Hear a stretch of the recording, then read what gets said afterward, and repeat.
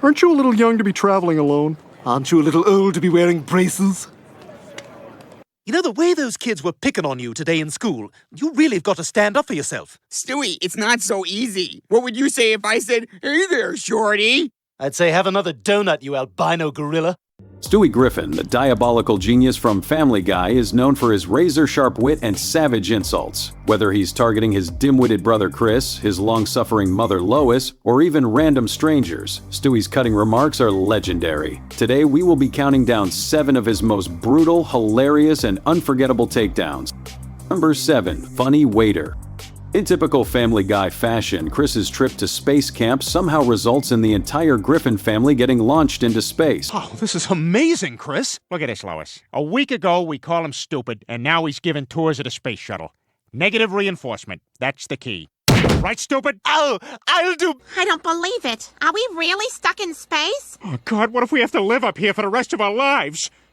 As Peter reflects on what he'll miss about life on Earth, Stewie shares what he won't miss. Waiters who try to be funny. A cutaway gag shows Stewie ordering a salad with no onions, only for the waiter to respond with a corny joke.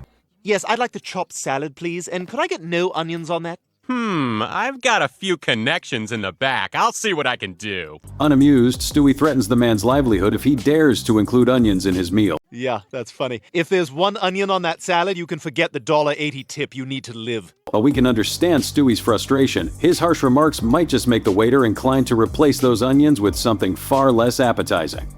Number 6. A little old. Stewie and Brian's road trip episodes are always a highlight of the series, and the very first one delivers an excellent insult. After spending time at his grandparents' summer home in California, Stewie waits for Brian to pick him up at the airport. Sorry, little man, everything gets x-rayed. Wait, there's really no need to...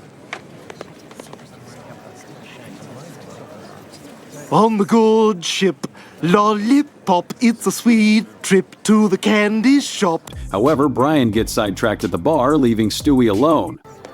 Oh, here's a pleasant sight. Cirrhosis the wonder dog. I'm not drunk, all right? I just have a speech impediment.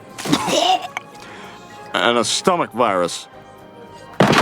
And an inner ear infection. When a concerned man approaches, worried that Stewie is too young to be traveling alone, the baby rebukes him with a biting remark about his choice in mouthwear.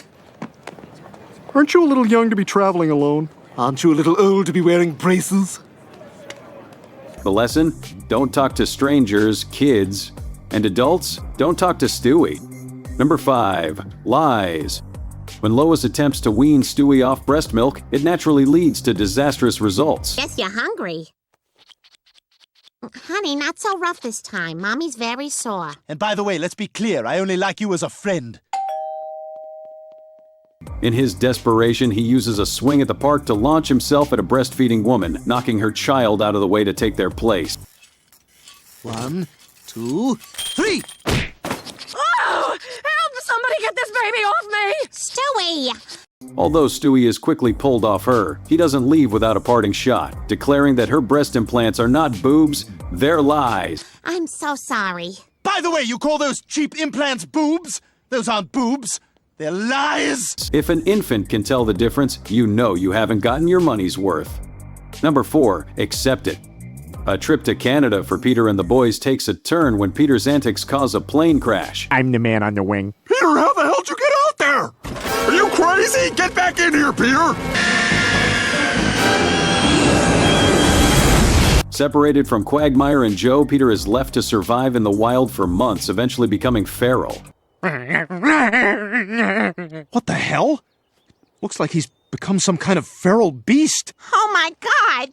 When he finally returns home, he's reduced to rummaging through the family's garbage bins like a raccoon. As Lois chases him away, she wonders aloud who threw out her sequined top. From off-screen, Stewie delivers a brutal truth bomb, telling her to accept that she's 43 years old. Who threw out my sequin top? You're 43, accept it.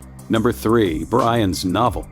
This is easily one of Stewie's most famous insults, and it's not hard to see why. During an episode where Brian appears on The Bachelor, Stewie repeatedly mocks him about the novel he's been working on for years. Sarcastically probing Brian about its lack of progress, Stewie breaks down the structure of most stories, his voice growing increasingly high-pitched and exasperated. How you, How you coming on that novel you're working on? Huh? Got a big stack of papers there? Got a nice little story you're working on there? A big novel you've been working on for 3 years? Huh? While the gag runs long, its sheer length only makes it funnier and more memorable. Little story brewing there? Working on? Working on that for quite some time, huh? Yeah, talking about that 3 years ago. Yeah, been working on that the whole time. Nice little narrative, beginning, middle, and end. Some friends become enemies, some enemies become friends. Yeah. Number 2, hot dog. Peter being a moron is nothing new, but in this episode he's officially found to have an intellectual disability, though the show uses outdated language to discuss it. After Peter pours hot grease all over Lois... Uh-oh. Lois, you look worse than that Rocky Dennis kid from Mask. Rocky, I don't even know what you look like. Child Protective Services take the Griffin children away, placing them with Cleveland. Thanks for letting my friend sleep over, Mr. Brown. No problem, Meg. If y'all get hungry, there's some cottage cheese in the fridge. I'm gonna get me a spoonful now before y'all have at it. Instead of proving he's a fit parent, as Brian suggests, Peter devises a ridiculous plan to make Cleveland look unfit. Right. And the best way to do that is to show what a terrible father Cleveland is.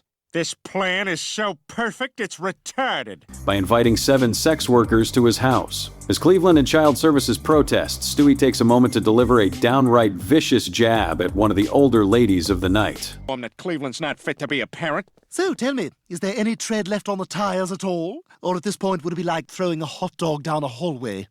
Number 1. You Albino Gorilla.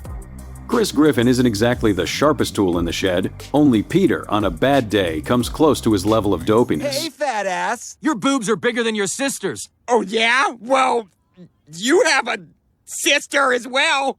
That's your comeback? Oh, man. When Chris struggles to outwit bullies, Stewie takes an interest and offers to teach him the art of delivering insults. Oh, Stewie, I could never come up with stuff like you do. Of course not. You're sweet and simple. But even you could learn enough to outsmart those cretins at your school, and they'll respect you for it. In fact, I'll teach you how. However, when Chris attempts a hypothetical jab at Stewie, the baby fires back with lightning speed, calling him an albino gorilla. You know, the way those kids were picking on you today in school, you really have got to stand up for yourself. Stewie, it's not so easy. What would you say if I said, hey there, shorty? I'd say have another donut, you albino gorilla.